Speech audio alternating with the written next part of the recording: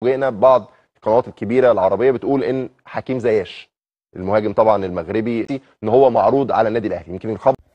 محبي قناه ايتي بالدارجه مرحبا بكم. واحد الصحفي مصري في احدى القنوات المصريه خرج مؤخرا بواحد التصريح اللي صدم بزاف ديال الناس، وقال بان اللاعب المغربي والدولي المغربي حكيم زياش لاعب غالاتا سراي التركي غادي يكون ضمن فريق الاهلي المصري. هذا الخبر بروا بانه سمع مجموعه من القنوات كيذكروا هذا الخبر، وان الاهلي باغي تتعاقد مع حكيم زياش باش تلعب به في كاس العالم للانديه 2025. وقال هذا الصحفي بان عنده اتصالات او عنده دي كونتاكت مع اداره النادي الاهلي، وقام بمجموعه بالاتصالات، وكان الشخص المسؤول تما اكد ليه بانه هذا الخبر صحيح، وان كاينه محادثات ما بين اللاعب المغربي حكيم زياش والاهلي المصري، وان الاهلي المصري قادر يجيبه، وانه حكيم زياش غيقدر انه يتاقلم سريعا في النادي الاهلي بسبب تواجد مجموعه من اللاعبين المغاربه واللي من بينهم داري وعطيه الله.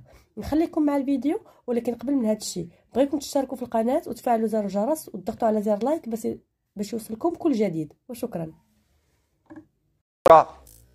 قال انا مش جاي، كان خلاص اتحجز له على فكره جوميز. الاهلي كان بعت له تذاكر الطيران لو تفتكر، الاهلي كان بعت له تذاكر الطيران، والراجل لما قرر ان هو مش جاي ما جاش. فهو يعني دماغه ناشفه حبتين، او لما بياخد قرار ما بيتراجعش فيه بسهوله. نتمنى طبعا ان استاذ حسين لبيب يقدر ان هو يحل الموضوع، وان جوميز يستمر، لانه فعلا مدرب كبير ومدرب يعني زي ما بيقولوا كده باقل الامكانيات قادر ان هو يحط الزمالك في يعني مصاف الانديه اللي تاخد بطولات في الفتره الاخيره.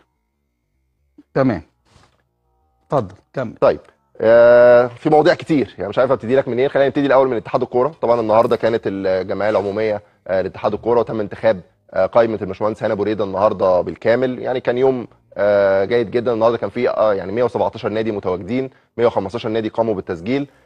يعني كان يوم مهم جدا، كان في اجماع على القائمه. زي ما انت قلت برضو فعلا في كلام كتير الفتره اللي جايه في ملف التحكيم، هل هيكون في خبير اجنبي ولا لا؟ دي كلها نقاشات.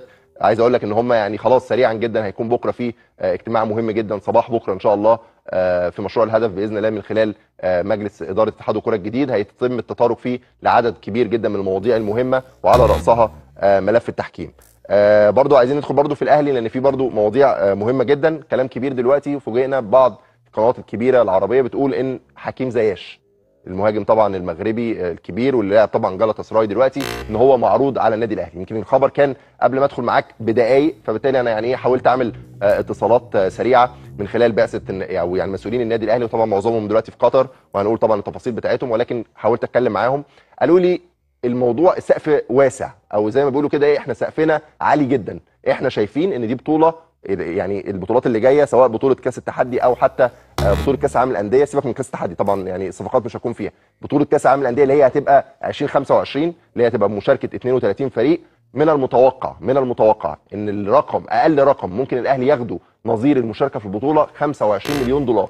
ايوه بس الارقام يعني محدش برضه عارفها. لا يعني مش يعني هو بيقول لك ايه؟ ان في المصاريف اللي هتتصرف والرحله كل ده هيتخصم من الارباح، وفي الاخر يعني بقى الارقام دلوقتي ما انتش عارف 18 ولا 20 ولا 50. في اجماع، لا في اجماع، في كلام اتقال 50، لا 50 ده كلام خاطئ. لحد اللحظه اللي انا بكلمك فيها دي يا كابتن موب، لحد اللحظه دي كل الانديه تقريبا المشاركه في كاس العالم اكدت ان الرقم من 20 ل 25 مليون دولار. تمام. كل الانديه، الاهلي وبورتو، انديه كتير جدا اكدت ده. ده بناء على ايه؟ بناء على الشركات اللي ابتدت تدخل في رعايه. انا قلت 18.